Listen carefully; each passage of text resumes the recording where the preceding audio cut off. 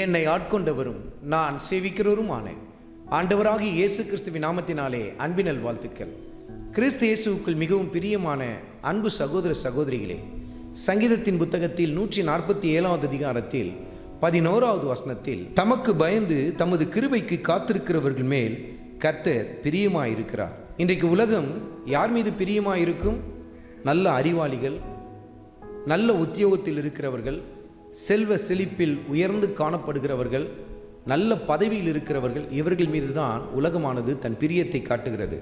அது மாத்திரமல்ல, வெளிப்புற தோற்றத்தில் மிக அழகாக இருக்கிறார்கள், எவ்வளவு அழகாக இருக்கிறாங்க பாருங்க என்று சொல்லி பல பேருக்கு கதாநாயகர் மீதும் கதாநாயகிகள் மீதும் ஒரு பிரியம் ஏற்படுவதை நாம் பார்க்க முடியும்.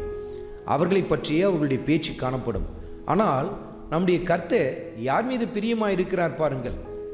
அறிவில் சிறந்தவர்கள் மீது அல்ல, மாறாக அவருக்கு பயந்து அவருடைய கிருபைக்கு காத்திருக்கிறவர்கள் மீது கர்த்தர் எப்படிப்பட்டவராயிருக்கிறார்? பிரியமுள்ளவராயிருக்கிறார். அருமையான மகனே, அருமையான மகளே, இன்றைக்கு உலகம் ஒருவேளை உன்னை வெறுத்து தள்ளி இருக்கலாம்.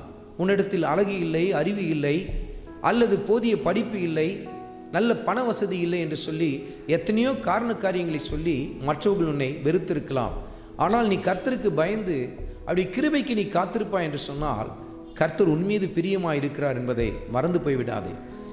ஆண்டவர் இயேசு கிறிஸ்துவின் கிருபைக்கு காத்திருத்தல் அப்படி என்று சொன்னால், சுயமாய் செயல்படாமல் எனக்கு தெரியும், நான் இப்படி செய்வேன், என் அனுபவம் பெரியது, என்னால் இதை செய்ய முடியும் என்று சொல்லி தன்னைத்தானே சார்ந்து கொள்ளுகிறவர்கள் மீது கர்த்தர் பிரியப்படுவதில்லை. மாறாக அப்படி கிருபையை சார்ந்து கொள்ளுகிறவர்கள், அப்படி கிருபைக்காக காத்திருக்கிறவர்கள் மீது கர்த்தர் பிரியமாய் இருக்கிறார்.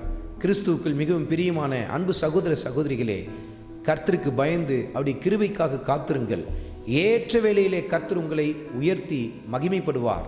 அது மாத்திரமல்ல, உங்கள் மீது கர்த்தர் பிரியமாய் இருக்கிறார் என்பதை மறந்து போய் விடாதிருங்கள்.